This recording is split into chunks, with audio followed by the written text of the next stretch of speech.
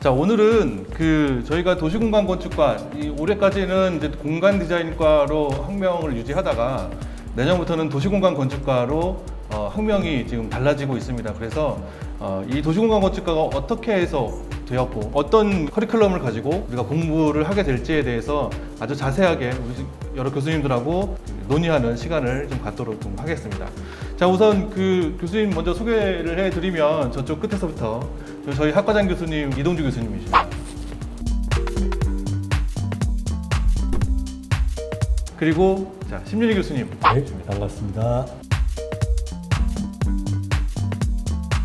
자, 그리고 이종열 교수님이십니다. 네, 반갑습니다. 도시공간 건축과의 박종현 교수입니다.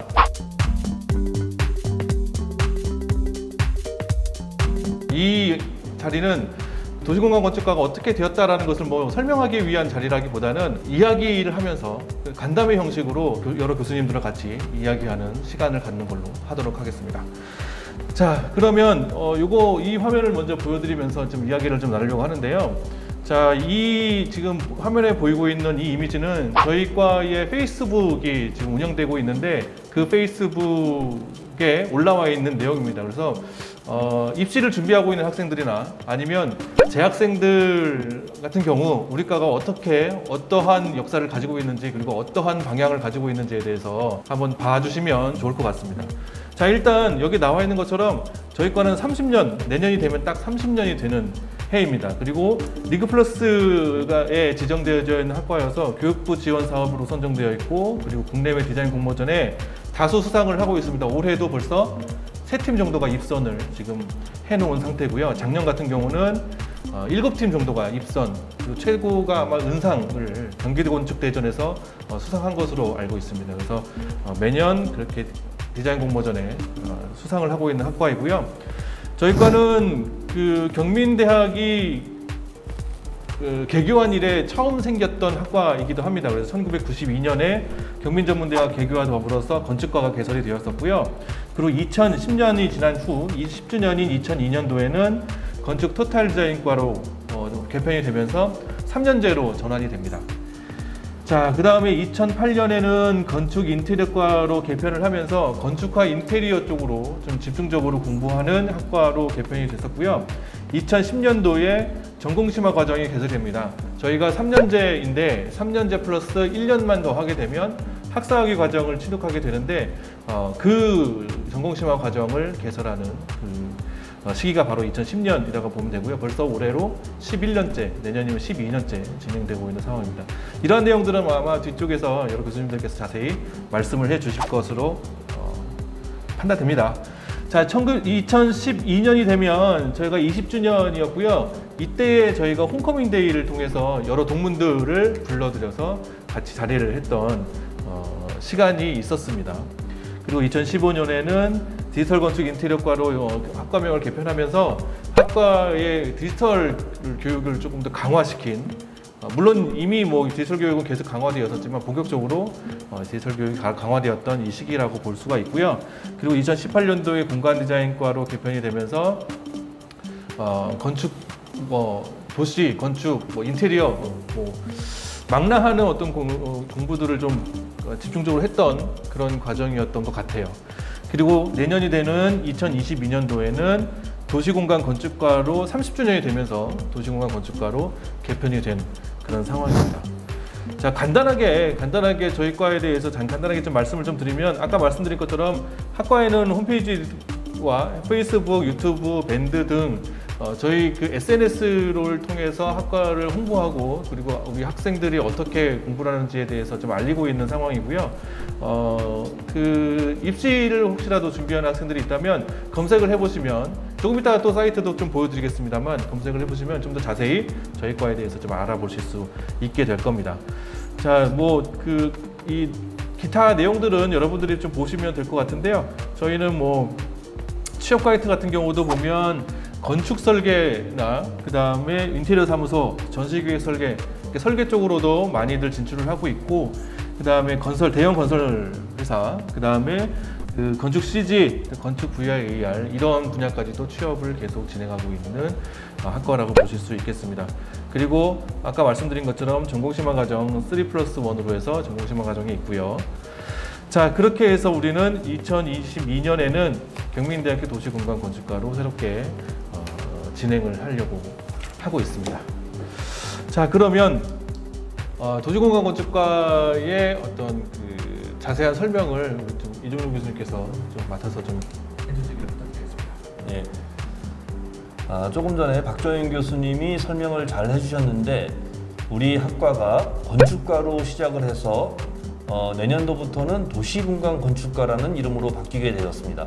도시라고 하는 이름이 붙은 게 좀 특이한 점이라고 할 수가 있는데요. 보이고 있는 이 보도자료가 이제 어떤 내용이냐면 신산업 분야 특화 선도 전문대학 지원 사업. 그래서 교육부에서 사실은 이건 교육부뿐만이 아니라 우리나라의 전체적인 방향이 신산업에 대해서 특화하는 쪽으로 국가 정책이 정해져 있습니다. 그래서 국가 정책이 그렇다 보니까 교육부에서도 신산업 분야에 특화해야 된다는 쪽으로 대학들의 발전을 요구하고 있는데요. 그 중에서도 21대 첨단 산업 분야를 교육부에서 지정을 해가지고 우리 대한민국이 앞으로 살아나가려고 하면 이 21대 산업 분야를 발전시켜야 되겠다. 이렇게 정해져 있습니다. 교육부에서 3년 전부터 링크플러스라고 하는 사업으로 우리 학교가 해마다 17억 정도씩 지원을 받고 있는데요. 그 지원받고 있는 내용이 뭐냐 하면 스마트시티라고 하는 분야로 8개 학과가 지원을 받고 있습니다. 그 중에 우리 현재 공간디자인과가 포함이 되어 있고요. 내년부터는 우리가 이런 스마트시티 분야로 특화되고 있는 게 이 8개 학과뿐만이 아니고 경민대학교는 스마트시티 특화대학교다라고 하는 쪽으로 추진을 하고 있습니다. 그리고 그거에 발맞춰서 우리 공간디자인과도 도시라고 하는 거를 앞에 넣어서 도시공간건축과라는 이름으로 바꾸고 있다. 이렇게 보면 될 것 같고요. 여러분들이 도시공간건축과라고 하는 게 이제 국내에 다른 학교에는 없는 학과다 보니까 좀 헷갈릴 수가 있는데 기본적인 성향은 우리가 가져왔던 건축 인테리어과와 같은 성격을 유지해 나간다라고 보면 됩니다. 왜냐하면 스마트시티, 도시라고 하는 거는 그 도시를 구성하고 있는 건축들 요소의 집합으로서 이루어지기 때문에 건축 인테리어라고 하는 성격은 똑같이 유지가 되면서 스마트시티를 포함하는 도시공간 건축과로 바뀌었다.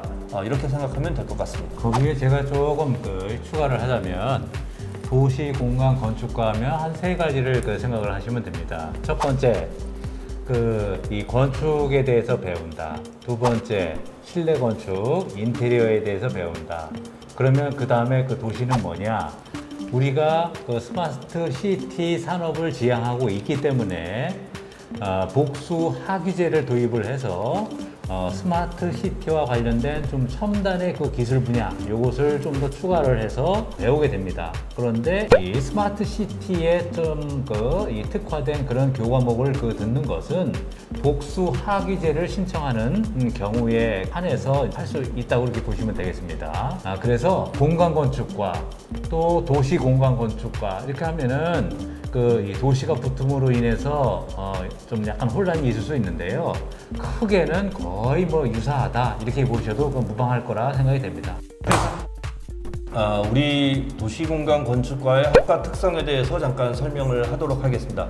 자, 이 도시라고 하는 건 아까도 얘기했듯이 건축이라고 하는 것들이 모이면 도시를 이루게 되는 거죠. 그러면 건축이란 무엇일까요? 자, 인간 생활의 필수 요소는 3가지가 있죠. 의식주입니다. 그래서 사람은 집에서 태어나서 집에서 자라고 집에서 죽는, 사람이 살아가야 할 공간이 반드시 필요합니다. 그 공간을 우리가 주거 혹은 집이라고 부르게 되겠죠. 그리고 우리가 배우고 있는 영역들을 이렇게 정리를 해보면은 크게는 도시라고 하는 영역에서 좀 작게로 가면은 어떤 제품 디자인이나 가구 디자인, 미술, 순수 미술 이런 쪽으로 볼 수가 있고요. 그리고 좀 위에 공학적인 그런 내용에서 좀 아래쪽에 소프트웨어 쪽으로 보면 디자인이라고 하는 영역까지 구성이 되어져 있습니다.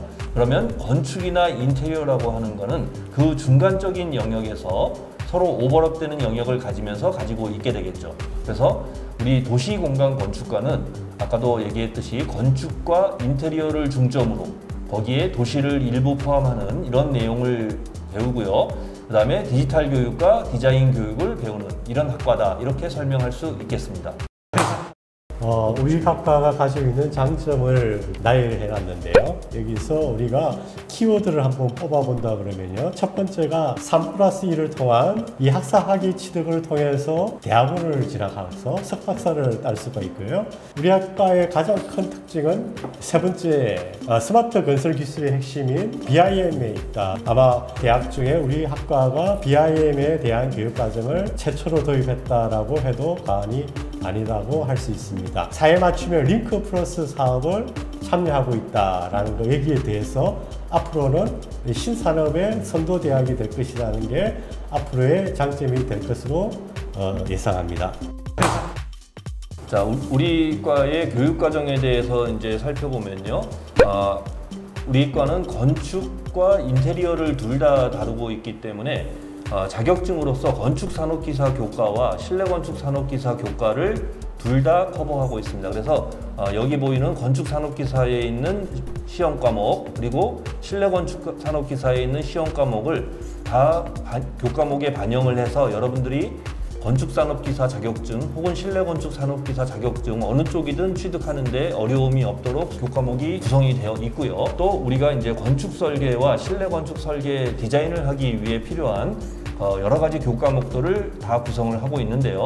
기초 조형 교과목들로 구성된 교과목들, 그 다음에 본격적인 설계를 하기 위한 교과목들, 그리고 요즘 설계를 하려면 컴퓨터를 이용한 디지털 설계를 하지 손으로 설계하는 법은 당연히 없겠죠. 그래서 디지털 설계를 하기 위한 그 디지털 관련 교과목들이 구성이 되어 있고요. 마찬가지로 이제 디지털 관련 교과목이기도 하지만 요즘 이제 특히 건축 인테리어 분야에서 정부에서 특별히 이렇게 많이 지원을 하고 있는 BIM이라고 하는 분야의 교과목으로 구성이 되어 있습니다. 그래서 여러분들이 건축산업기사, 실내산업기사, 그리고 설계 어느 쪽이든 다 필요한 모든 교과목들을 다 커버하고 있는 교육과정이라고 생각을 합니다. 도시공간 건축과에 들어와서 3년간 교육과정을 충실히 이수를 한다면 건축산업기사, 실내건축산업기사 여러분들이 원하는 어떤 일이든지 할 수 있고요. 특히 여러 가지 모든 능력을 배양할 수 있도록 지도하고 있습니다. 예, 우리 학과에서 주로 진출하는 분야를 보자면 그림으로 요약을 할 수 있겠는데요. 거의 건축과 관련된 산업 모든 분야로도 진출 가능하다. 건축 설계 분야에 진출하는 그런 학생들이 이제 많고요. 또 실내 인테리어 쪽으로 진출하는 학생들도 한 설계 쪽으로 한 20%라고 하는데 실제적으로는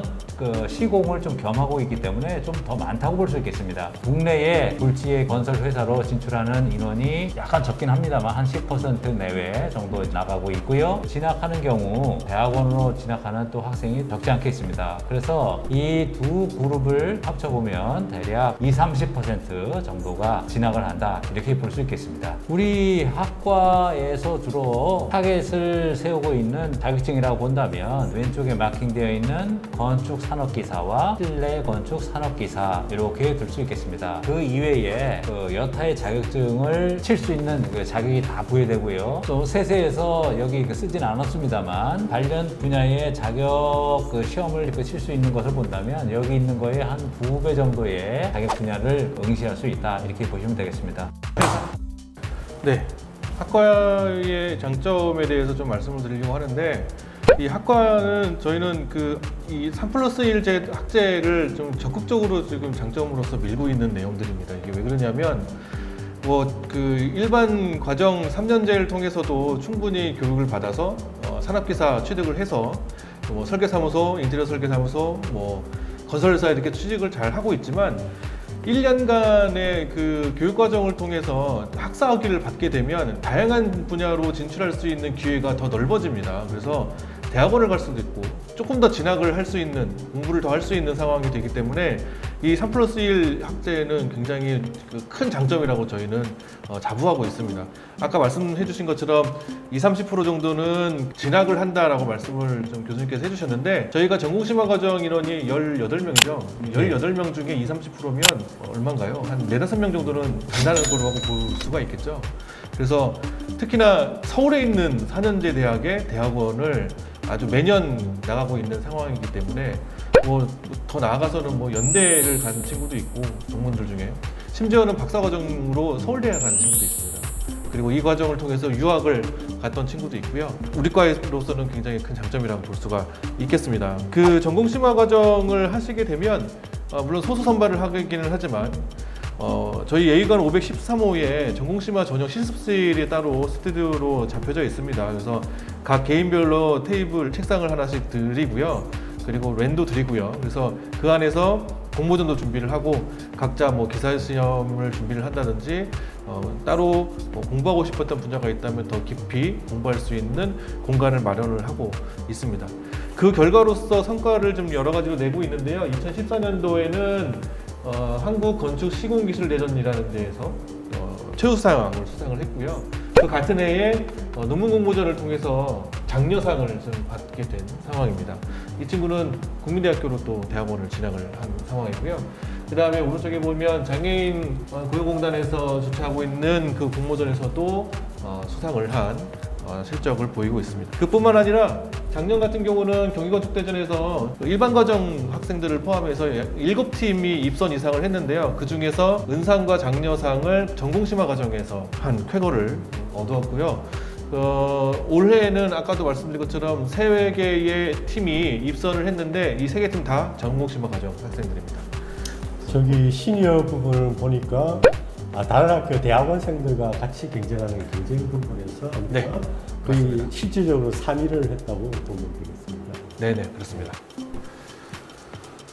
은상 2위 아닌가요? 그렇지, 은상이 2위가 되게 대상 있지 않나요? 최우수 금상 뭐 이렇게. 어떻게 됐었니? 상당히 상당히 많네요. 네. 여기 얘가 탔었거든요. 자, 그래서 그 전공심화 그 과정 1년 과정을 통해서 준비를 잘 하게 되면 대학원을 진학하게 되는데요. 지금 보시면 뭐 국민대학교에도 많이 지금 진행을 하고 있고, 그다음에 홍익대학교, 그다음에 건국대학교, 그리고 경기대학교 편입학도 지금 했던 친구도 있었습니다. 그래서 그렇게 진학을 꾸준히 해오는 전공심화 과정이라고 볼 수 있겠습니다. 최근 한 뭐 10년 대로 본다라면 중앙대 진학했던 친구도 있고요. 그리고 고려대에도 진학했던 또 그 친구도 있습니다. 특히 그 우리 학과에서 그 교수님들로서 좀 기쁜 거는 이 대학원 진학했던 친구들이나 이런 그 분들은 다시 우리 학교로 와서 후배들을 가르치는 그 또 교수로서 이렇게 활동하고 있는 분들이 있어가지고 또 반가운 일이라고 할 수 있습니다. 네, 그 중에 하나가 접니다. 아마 한 7, 8년 지나면은 동문 교수 비율이 50%였지 네, 않을까 그렇습니다. 그렇게 생각합니다. 실제로 뭐 네. 전임으로는 제가 있지만 겸임 교수님으로는 굉장히 많은 분들이 모시고 계십니다. 이제 저희가 그 학과에서 SNS를 꾸준하게 활동을 하고 있는데요.